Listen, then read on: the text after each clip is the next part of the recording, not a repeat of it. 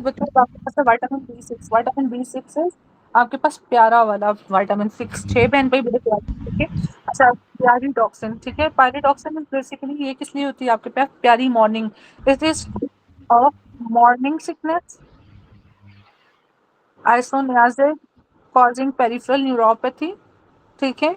सिड्रोब्लास्टिक anaemia के treatment में, और पेरिफेरल न्यूरोपैथी में, और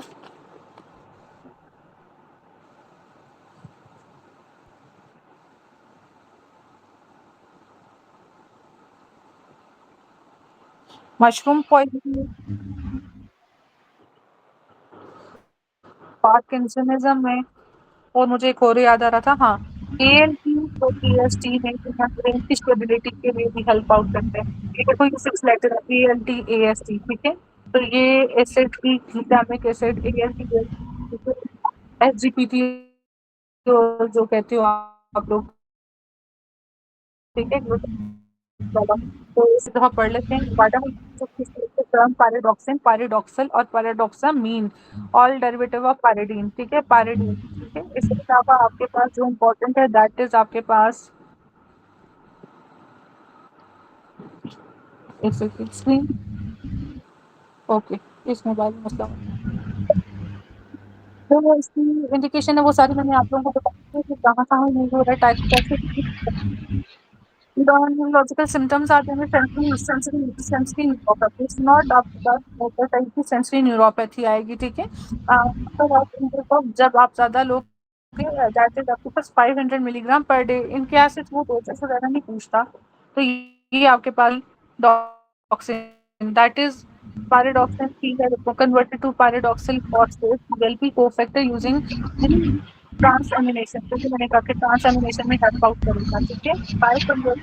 पायरिडॉक्सिल फॉस्फेट। अच्छा, डीकार्बोक्सिलेशन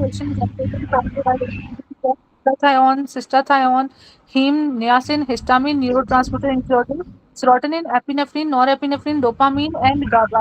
इस सब में आपका B6 हेल्प आउट करता है, दैट्स फोर फैक्टर्स, ठीक है। तो इंपॉर्टेंट है B6 ALT AST के सिंथेसिस में। इसके अलावा आपके पास ग्लूटा और नियासिन,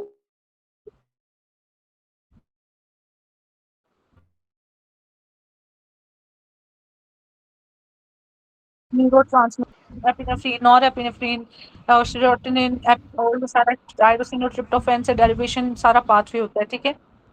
अच्छा, और जो नियासिन है वो हमें पता है कि B6 B2 और B3 ये सब एक साथ एक्टिविटी करते हैं ज्यादातर रिएक्शन में।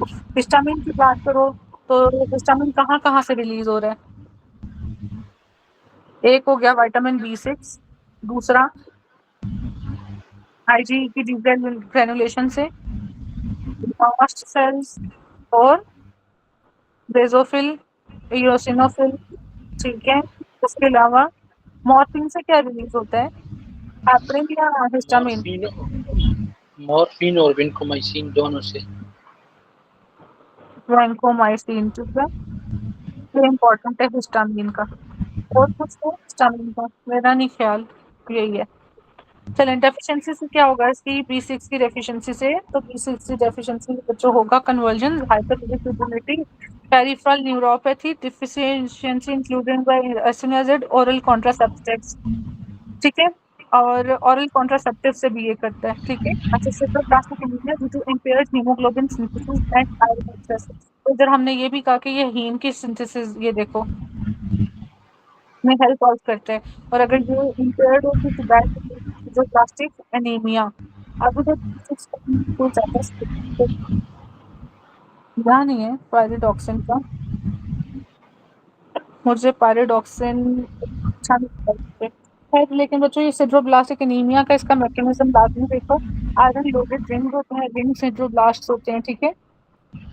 इसके अंदर बेसिकली होता क्या है कि आयरन के अंदर आपके पास हीमोग्लोबिन और एचबी कंपोनेंट होता है, दोनों काम हो जाएंगे, ठीक है। पोरफायरिन रिंग्स जोन से हैं, उसकी प्रॉपर से प्रोडक्शन कम होगी, ठीक है, डिक्रीज पोरफायरिन होगा, आयरन की जो अपने लोडिंग रिंग्स बन जाएंगे, दैट इज आपके पास सिड्रोब्लास्टिक रिंग्स, ठीक है। इधर होता क्या है कि आपके पास एक एंजाइम होते हैं एएलए सिंथेज, जो कि पोर्फाइड ग्लास के अंदर होता है, ठीक है। आपके पास कौन सा पोर्फाइड ग्लास की जो है ना, हम जब करेंगे अपना हीमोग्लोबिन की डिग्रेडेशन, अगर कल टाइम मिला तो, नहीं तो फिर हम इसको हेमाटोलॉजी में करेंगे। तो उसमें ALA सिंथेज एंजाइम है जो कि पोर्फायरिन रिंग को कन्वर्ट करता है सक्सिनाइल कोए, तो वो हिंडर होता है। उसके लिए ज़रूरी है आपके पास B6, ठीक है। उसकी ना होने की वजह से दैट कॉजेज आपके पास सिड्रोब्लास्टिक एनीमिया, ठीक है। और ये basically amino acid to keto acids को कन्वर्ट करता है, प्रोटीन, कार्ब और लिपिड्स, ठीक है। और ये डेफिशिएंट होगा तो ये भी आपके पास नहीं होगा। चलो, ये हो गया। आगे